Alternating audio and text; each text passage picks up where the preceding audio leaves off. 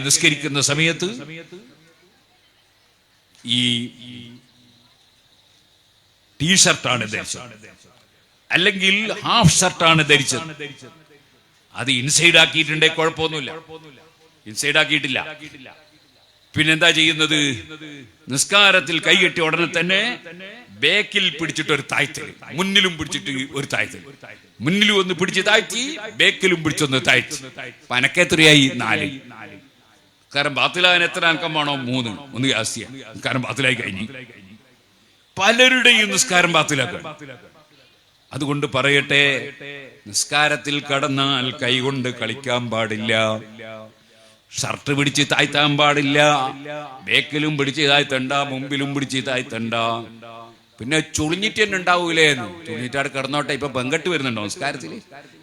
ഇവനെ കാണാൻ വേണ്ടി ഏതോ ഒരു പെണ്ണ് വന്നിട്ടുണ്ടോ? ഇവന്റെ ഷർട്ടങ്ങനെ ഉണ്ട് നോക്കാൻ വേണ്ടിയിട്ട് വിവാഹാലോചനയായിട്ട് വന്നിട്ടുണ്ടോ? എന്തിനാണ് ഈ നിസ്കാരത്തിൽ കുപ്പായം പിടിച്ച് താഴ്ത്തുന്നത്? വേറൊരു കൂട്ടരുണ്ട്, സുബ്ഹാനല്ലാഹ്, പതിവാക്കി കൊണ്ടുവന്നൊരു സംഗതിയാണ്. എന്താണ്? സുജൂദിലേക്ക് പോകുമ്പോ ഇങ്ങനെ പിടിച്ചൊരു പൊക്കല്.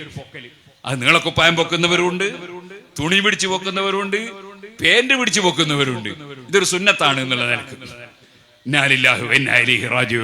എന്തിനാണ് സുജൂദിൽ പോകുമ്പോ ഇങ്ങനെ ഒരു പിടിച്ച് പൊക്കല്? അതിന്റെ എന്താ ആവശ്യമുള്ളത്?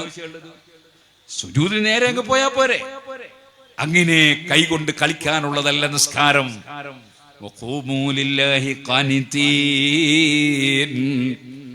അച്ചടക്കമുള്ളവരായി നിങ്ങൾ നിസ്കാരം നിർവഹിക്കണം.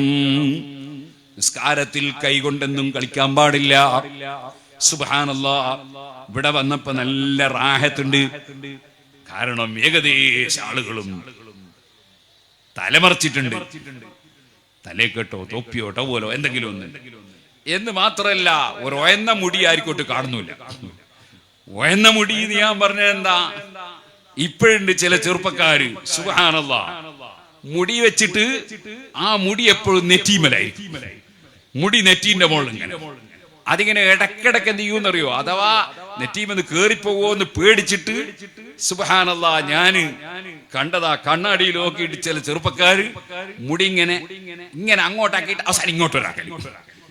എന്നിട്ട് ചിലരിങ്ങനെ മുടി ഇങ്ങനെ പറിച്ചിങ്ങിടും. എന്നിട്ട് ഇങ്ങനെ നെറ്റിമേൽ മുടിയാക്കിയിട്ട് ഈ നെറ്റി ആരും കാണാൻ പാടില്ല എന്ന നിലക്ക് ഒരു മുടി വെക്കുന്ന സമ്പ്രദായം ഇപ്പൊ കാണുന്നുണ്ട്. ഈ സദസ്സിൽ അങ്ങനത്തെ ആരെയും കണ്ടിട്ടില്ല, അതുകൊണ്ടാണ് ഇപ്പൊ പറയുന്നത്. സദസ്സിൽ അങ്ങനത്തെ ആരെങ്കിലും ഉണ്ടെങ്കിൽ ആളുകളൊക്കെ വിചാരിക്കും അയാളെ കൊണ്ട് പറഞ്ഞതാണ്. ഇങ്ങനെയൊന്നല്ല, നമ്മൾ ആരെയും വിചാരിച്ചിട്ട് പറയലൊന്നല്ല, നമ്മൾ പറയേണ്ടി അങ്ങ് പറയാം.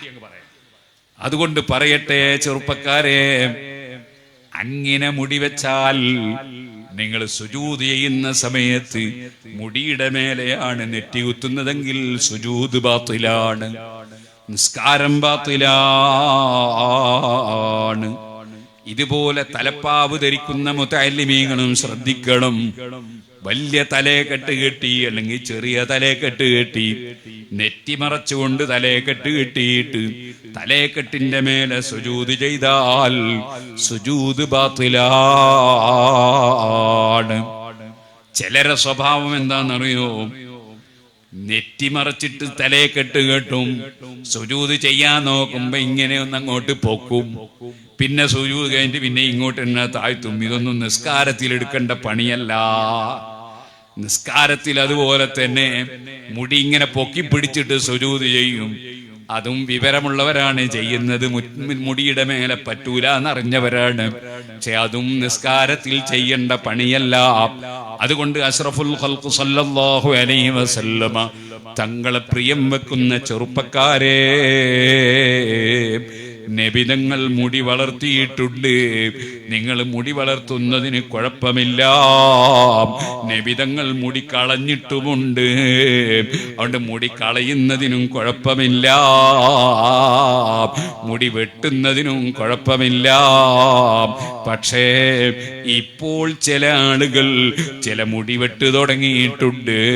ബേക്കിൽ ഇങ്ങനെ ഒരു പകുതിയോളം അങ്ങോട്ട് പഠിച്ചു കളയുകയോ വെട്ടിക്കളയുകയോ ചെയ്തിട്ട് ഇവിടെ മാത്രം കുറച്ച് മുടി. അത് അല്ലാഹുവിന്റെ റസൂലിന്റെ സുന്നത്തല്ല. അത് സുന്നത്തിന് വിരുദ്ധമാണ്, ശരിയായ രീതിയല്ല.